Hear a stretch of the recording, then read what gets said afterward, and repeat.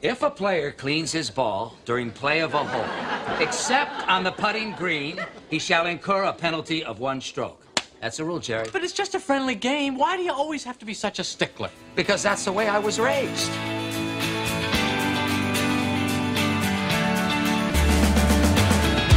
Welcome to Spirit of the Game, brought to you by the Colorado Golf Association. Here are your hosts, Ed Mate and Lewis Harry. This week, Ed is joined by special guest Greg With, and here is part 1 of Tragic Rulings. Okay, we are back for another edition of Spirit of the Game, and boy, am I excited for this episode because I am joined by, I think, the biggest fan of Spirit of the Game because he's one of the 4 people that comments and provide very good advice and constructive feedback, and that is our very own Greg With, who chairs the Colorado Golf Association's Rules Committee, a role he's had for many years. And Greg, I love our chats. I hope the rest of the world loves our chats as much as you and I love our chats. So why don't you just tell us who you are and how you got involved in the rules and the CGA? Well, I started doing rules in the early 2000s. It was kind of my way of giving back to the game, although I know I can never give back enough for what it's given me. And there's also the intellectual challenge of the statutory elements of the rules. So that's how I got involved. It progressed going to more professional and higher amateur tournaments. I'm on the NCAA and USGA championships committees and on the board of directors with the Colorado Golf Association. And where do you play your golf? I play mostly at Ptarmigan Country Club in Fort Collins. Yeah. And you also had a short stint on the LPGA Tour, I believe, as a caddy. Is that right? Well, I was it was the developmental tour. Okay. Back in the 2000s, it was the Duramed Tour. And, okay. There was a woman that my wife and I knew who had graduated from the University of Kansas and wanted to turn pro. And so for 3 years, I caddied for her about half the time that she was playing. That must have been an interesting experience and probably helped provide you maybe that's part of what inspired you to get interested in the rules? I'd been doing rules before I caddied for her. And so I think the hard thing is when you see something happen on the golf course as a caddy, no one really wants to talk to you about it. Right. So I've always been, by the way, we're going to get into our subject du jour, which is going to be golf's most famous tragic rulings, at least the ones we could think of. Kind of this is a counterpoint to last month's get out of jail free rules. But before we get to that meaty topic, and there's a lot of meat there, I've always been of the mind that if I played professional golf, I would insist that my caddy attend a 4-day rules workshop every year and score well. I would absolutely insist on it. If you think about what's at stake and the amount of money, I don't know. I would be curious how many professional caddies really have a solid grasp of the rules, because my impression is they're really good at advocating for their players, but they're not necessarily good at knowing the rules. Well, I agree with you that they advocate for their players very strongly, and I can appreciate that. I'm only aware of one caddy who's ever attended a USGA workshop, and the only pro player that I know of is Annika Sorenstam. She went to a 4-day workshop many years ago. Yeah. Okay, last comment to kind of set the ground rules here, or the expectations of our listeners. I speak and then think, and you think and then speak. And that's one of the reasons why I think we're a good yin and yang here. But I'm really glad that as a former police officer, that's probably a pretty good training ground for think and then act, as opposed to, and I just wanted to work that in there. You're part of your background. Your career was spent in law enforcement. I worked for the Fort Collins Police Department for 31 years. Yeah. So anyway, I think that's pretty relevant when you think about what you bring to the party. Okay, so let's jump in.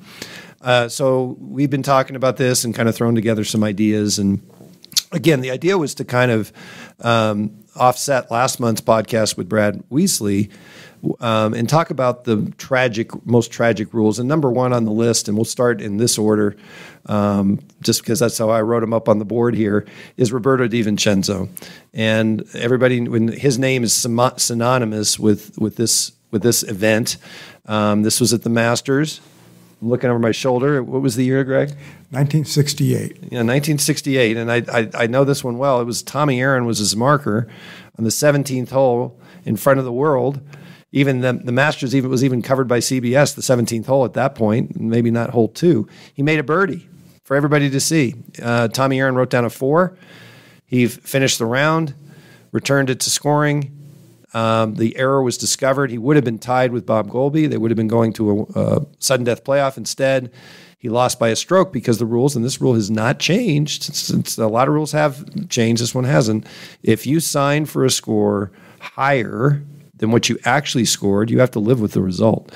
And Di Vincenzo famously said, "I so stupid," or in his Argentinian accent, and he accepted full responsibility. But when it came to tragedy, I think people tend to forget that he would have still had to win in a playoff. And and the other tragedy of this is Bob Goalby is forever known as the guy who kind of shouldn't have won. And that's not fair at all, because he could have very easily won the playoff, and he did win. He was so...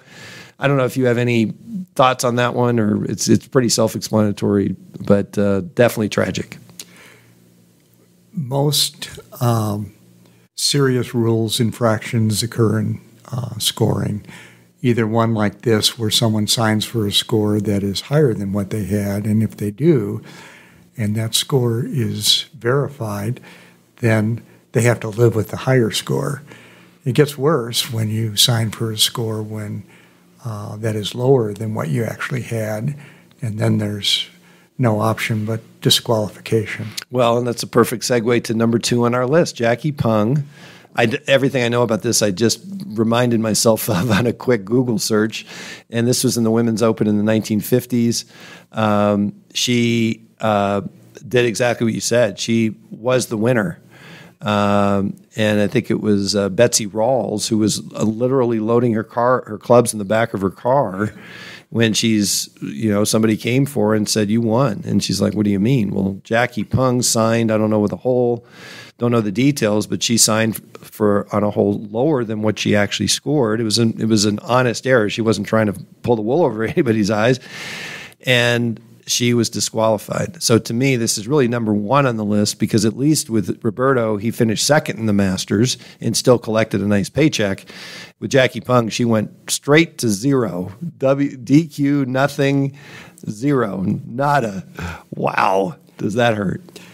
Sometimes it surprises me that things like this can happen, because the usual procedure for a scorer in the scoring area is to have the players compare scores and make sure that all matches.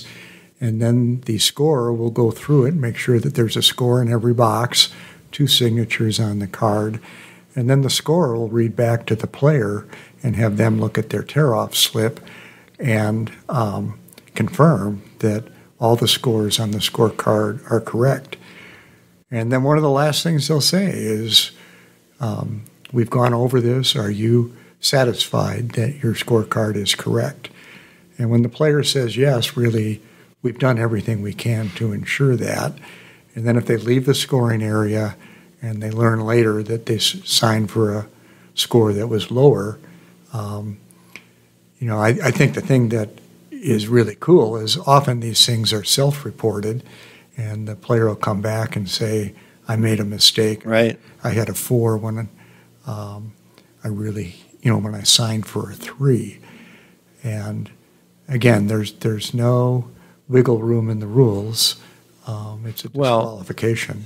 Okay, so let's talk about wiggle room, and let's bring up a modern 2024 example that you and I have talked about with Jordan Spieth. So he was disqualified for signing an incorrect scorecard. I believe he was going to miss the cut, or I don't know the exact consequences of his error. But he came into scoring, and let's just say he was not 100%, needed to make a quick visit, and I mean quick, to the restroom. So he hastily went through the process you just described and didn't do his due diligence, left the scoring area, and he was disqualified. So that seems absurd, that a player who's got a medical semi-emergency is in a situation where like that. And again, take responsibility for your actions. He should have known better. But practicality should enter this, or common sense should enter this. And as I understand it, he could have very easily said to scoring, look, I need a few minutes here. Can I come back? Or if he had just said, you know what, I'm going to go there first and then come to scoring, he was almost penalized for being conscientious and going straight to scoring when he maybe should have gone to the bathroom first and then come to scoring. So it just doesn't, a lay person looking at that, so that is absurd. So how would you react to that?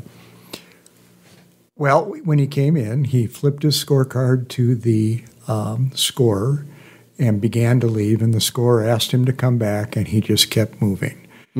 If he had said to the scorer, I've got a real problem here, and I will be right back, the scorer would have said, take your time.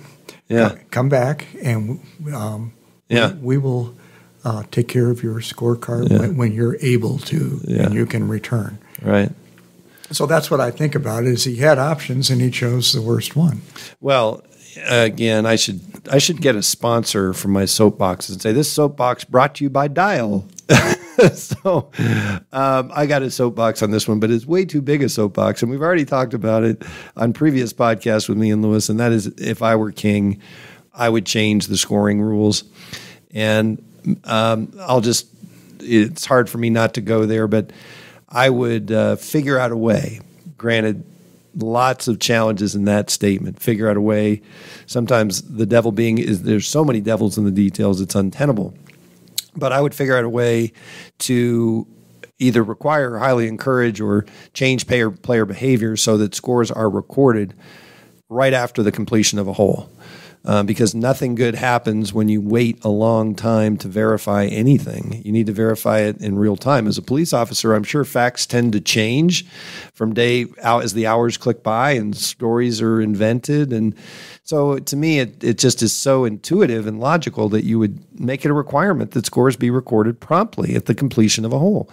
And that way you avoid, I believe, the eventuality, the tragic. I guarantee you, if Tommy Aaron and Roberto DiVincenzo took 2 seconds to say 3, yep, 3, he probably would have gotten it down the scorecard correctly. So I just don't understand why that's such a non-starter, and we're so fixated on, oh no, you can't require it, and we have to wait till the 18th hole, and then everything gets verified. And as a result of that, we encourage sloppiness. As a result of that, we encourage players to just kind of not take scores seriously until the end of a round, which I think is a trap. Well, I don't view it as a trap. I view it as players need to live with the consequences of their decisions, and if they choose not to systematically record their scores for every hole as they're happening, there is a much bigger chance that something bad will happen. Similarly, the markers are just as responsible here. They may not keep up with what's going on, and I just don't think it's that hard.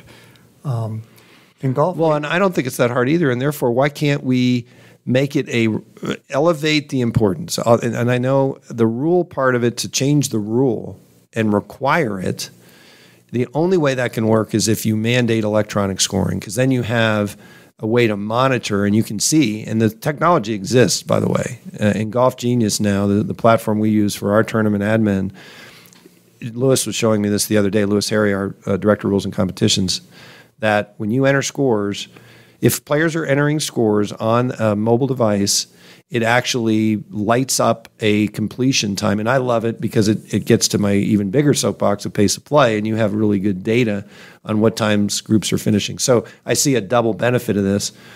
I recognize. So, but if we were in a totally electronic age and all scores were recorded electronically, again, I'm sure you're already thinking, well, I don't know how stable and bandwidth and all those things will be in the future.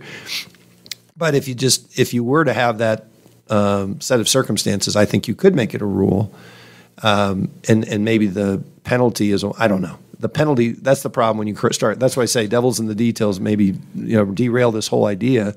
Because what is the penalty then? What is the penalty for failing? Do you have, what's the amount of time? I mean, believe me, I see it would not be an easy thing to accomplish. That's very true. One thing about scoring is when Jordan left the scoring area, that's what we call a moment of finality. We can't fix it. Once he's left the scoring area, which is physically marked, we're done. And if there's errors on a scorecard, we've got to live with them, or if they're lower, then there's a disqualification. Moments of finality are needed in golf. For example, if you play a wrong ball, that's an error that you have to correct before you tee off on the next hole. And the reason for that very strict, you have to do it before here, is 4 holes down the road, you can't go back and fix it. You had your chance and we're done here. Mm-hmm. And it's unfortunate, but it's an error that had to be fixed, shortly after it happened. And there's 3 or 4 others that have absolute moments of finality. Scoring is one of those. Yeah. The last thing I'll say on the subject of scoring is, as I understand, and you might have heard more about this than I have, and this was some form of a release, and I don't know if it was the Jordan Spieth that prompted this, where there's now a clarification that the committee can allow a certain time period, like 10 minutes after the player has left the scoring area, for corrections to be made. And that would have saved Jordan Spieth, because most of the time, as you pointed out, they're self-reported and they happen quickly. It's like within a 10-minute period, but all you're doing there probably is just moving it out, and now it's 11 minutes, and who's going to time that? So yeah, that's the big deal. If you make it 10 minutes or 15 minutes, what do you do when it's 30 seconds past that? It's kind of like being late to the tee. Yeah. If you're more than 2 minutes late to the tee, 5 minutes late to the tee, there's nothing we can do. Right. And it's right on that number. To get to your point, both the USGA and the PGA have gone to having a grace period after a person has left the scoring area. Right. And I just came back from both the girls amateur and the women's amateur, and particularly at the girls amateur, there were, in one round I was in scoring, and there were 5 girls who at the very least wanted to see their scorecard again to confirm that that's what they had, and they did that within the 15 minutes. And so we were keeping very good records of exactly what time they left the scoring area. Fortunately, no one was harmed. Interesting. That's the first I've heard of having to, kind of administer that. That's interesting. Okay, let's get back to our list. So number 3 is Lexi Thompson. This is the 2017 ANA Inspiration, now known as the Chevron at Mission Hills. It was on the 17th hole. I was thinking about Dustin Johnson. Getting ahead of myself. 17th hole, round 3.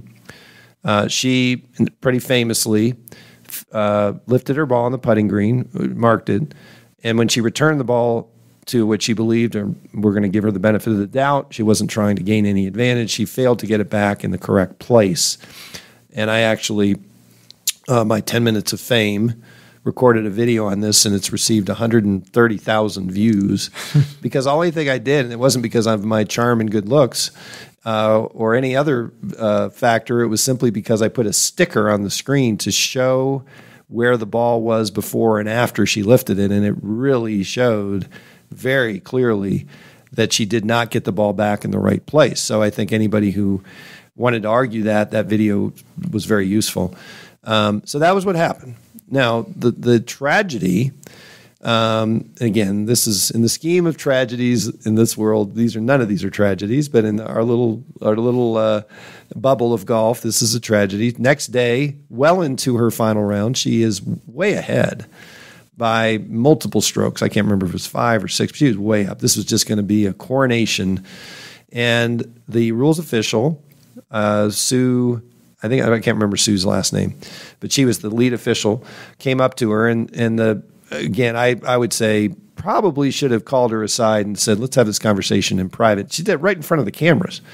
Said, Lexi, we have a conversation. And she's walking to the next hole. She said, she briefly described what happened. And because of this error, she was being informed that she was going to receive a 4-stroke penalty. And the way we got to 4, and again, not to confuse our listeners, the rules have changed around this. So this is different today, but the way we got to 4, first of all, she was fortunate, because if this had happened before this particular rules change, this was prior to the big rules change in 2019, but they'd already made a modification to the scoring rules. So here we are again talking about scoring. That said, if you signed for an incorrect scorecard prior to whatever year this went into effect, you were disqualified, didn't matter.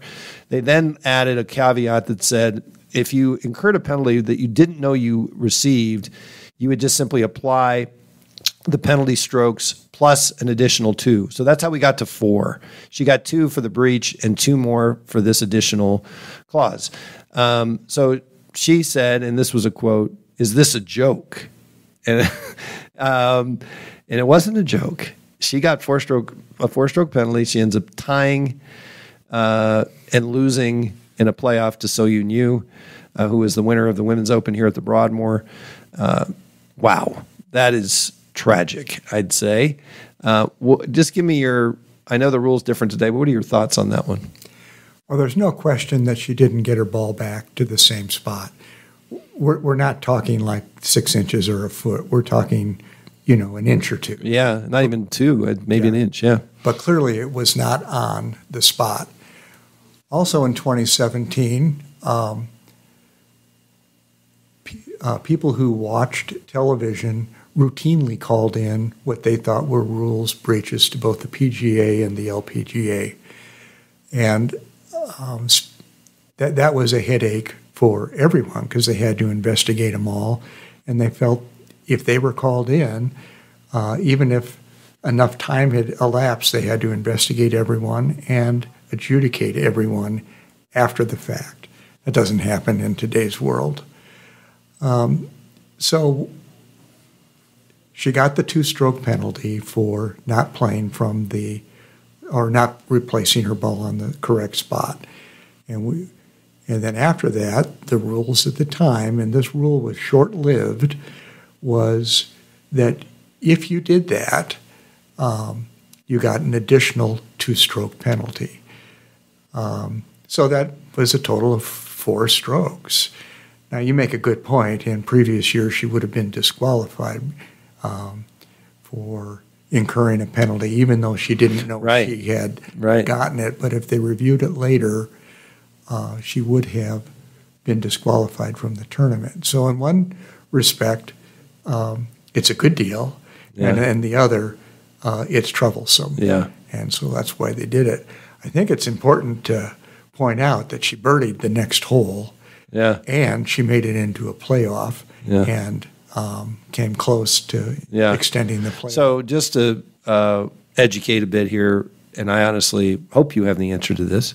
I got in trouble on this one, by the way, because Bob and Christy Austin were in, and we all got the rule wrong, and we had to go back and redact some things. So we can always do that.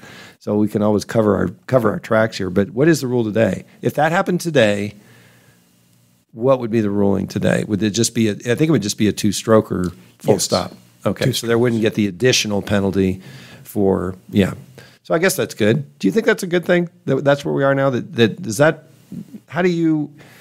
To me, I do. I think that's a good thing. I think the outcome is better. She made a mistake. Now, again, people who don't like Lexi Thompson or think she was really egregiously trying to cheat, maybe they don't like it. And frankly, even if she was, it's such a tiny, tiny distance. But I don't think it doesn't feel to me the punishment of 4 fits the crime. When the rule first came out, I thought this is great because this will keep more people in tournaments. They're going to be penalized. But it wasn't like you were going to get a free ride if someone called in and you got a 2-stroke penalty that you didn't know you had, then you got 2 more strokes. I thought, well, that's good. That will discourage people from who perhaps lack integrity and do that on purpose, hoping that it won't, because that way they'll still be in the tournament. Yeah. Seeing the catastrophic effect that can have in a tournament for one player changed my mind on that. So I'm with you that 2 strokes, that's plenty. Yeah. Well, okay. We're going to stay on. Now we're number 4, and this one is Dustin Johnson.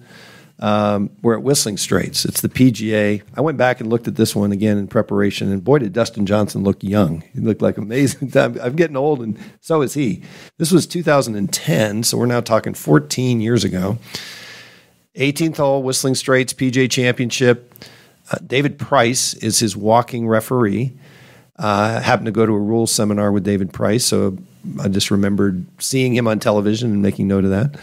And he hits his ball way right into the Whistling Straits, sandy-ish, what we would call now general area probably, although it's not, because it was all defined as a bunker. And they made that very clear. The notice to competitors made it very clear to the players that any of those large swaths of outside the ropes areas and inside the ropes were all considered to be bunkers, and therefore no grounding your club, etc. No moving of loose impediments. Of course, that's changed. You can do that now. But the key here is grounding your club. So to paint a picture for those that don't remember it as vividly as I do, and I said outside the ropes for a reason, the area where his ball came to rest was absolutely trampled by the gallery. And not only that, they were still there. So here's Dustin Johnson about to hit his approach into 18 on the final hole of a major, and there are people standing in his bunker. That's how absurd this was. How many times had Dustin Johnson, I'm not giving him a pass, he should have read the local rules, he should have had his caddy, he should have sent his caddy to a rules seminar, like 72nd hole of a major, he's probably not thinking about this too much. So he's looking at what his eyes are, the eye test, and the eye test says, I'm not in a bunker. I'm in a trampled down area where the gallery's been standing all day. They're literally standing in the quote unquote bunker that he's about to play out of. Of course he didn't think he was in a bunker. I mean, since when does the gallery stand in a bunker with you? So he grounds his club as he normally would in a through the green / general area scenario and hits the shot. Well, this one happened pretty quickly.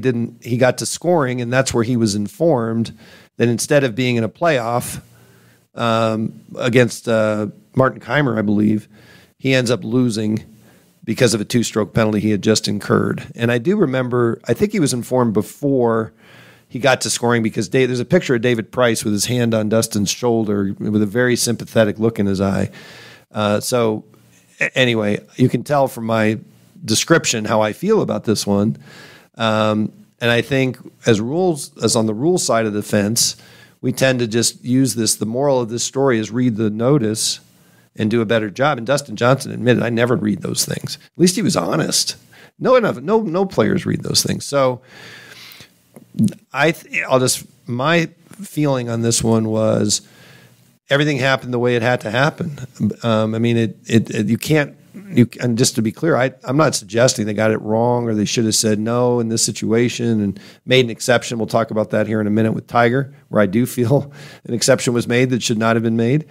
So anyway, give me your thoughts on what I just rambled on there. Well, Dustin hit it so far right that there was some question about whether he was going to find his ball. I mean, we're talking 50, 60 yards right. So it wasn't like he hit something inside the ropes. This was outside the ropes. The notice to players And they posted these things everywhere. I mean, the player gets them in a packet. They put them on the mirrors in the restroom. They put them on the door to the, player's locker room. And in so many words, it says, if it's in sand, it's in a bunker. There's 1,200 bunkers on this course, and it's really, they just don't end. If you're in sand, you're in a bunker. So, and when, I've never been there, but if you're on the 18th hole of a major championship, you might not be thinking straight, because if he pars this hole, he wins the tournament. And so he's not thinking about what was posted, on the mirrors in the restroom. He is trying to focus on this shot. And Dustin, he had no idea he was in a bunker, and I can understand why until you read the notice, and then if it's in sand, it's in the bunker. I know David Price very well, and he was the perfect person to talk to Dustin, because he is so calm. He has such good human skills. And, essentially he said, we have an issue with perhaps your club touched the sand in the bunker, to which Dustin said, what bunker? And said, well, we're going to need to talk to you about it in scoring. So the lead rules official there was a fellow named Mark Wilson, who I have a lot of respect for. And they showed it to Dustin. They showed him the notice, and Dustin was a perfect gentleman and accepted the penalty without argument. Yeah. Mind you, he was disappointed, make no mistake, but he took second in the Well, and I think we all, have certain ideas about Dustin Johnson, maybe not being the most thoughtful player, the most cerebral player, fair or unfair. I don't think and by the way, when it comes to that, when it comes to golf IQ, they're all geniuses. They really are. These guys are all golf geniuses. And believe me, they know a ton about golf, how to play it, how to manage it, how to read putts. So they may not be rules geniuses, but they're definitely golf geniuses. And I think that's unfair. I'd say if you put the top 100 players in the world in that situation, the overwhelming majority of them would have done the same exact thing as Dustin Johnson. And whether they would have admitted and accepted the outcome as graciously, that definitely would have probably been a much wider, variable there. But anyway, it was definitely tragic for Dustin, and we're not done with Dustin. We'll come back to him. I like the sequencing here. Our next one, and you reminded me of this one, Greg. I'd forgotten about it. Anna Nordqvist. This was in the Women's Open. And again, it gets into a very interesting area of technology and super zoom lenses. This is in a playoff. I think Brittany Lincecum ended up winning the tournament. This is in a 3-hole aggregate playoff in 2016. And all the cameras on the golf course now are focused on 2 players. I mean, all these camera people who are spread out over 18 holes are now ratcheted down on 2 players. And when you do that, you're going to get every angle, every grain of sand. In this case, I'm literally speaking to a grain of sand. And Anna Nordqvist, in that situation, with all the cameras in the tournament trained on her golf ball, is playing a bunker shot on, I don't know if it was the first hole of the playoff, but it was during the playoff. Second hole of the playoff. And she ends up ticking a grain of sand. And it was under that super zoomed up through that lens, it was irrefutable. I mean, it wasn't, you never would have seen it with the naked eye. She probably couldn't have seen it, wouldn't have picked it up. And based on the angle of being above the ball, her club would have obscured the movement of the sand, even if she did have incredible vision. But guess what? The camera saw it. It's now a fact. That fact has to be considered. And that 2-stroke penalty in a 3-hole aggregate, it's pretty tough to overcome. Join us next episode for the conclusion of Tragic Rulings.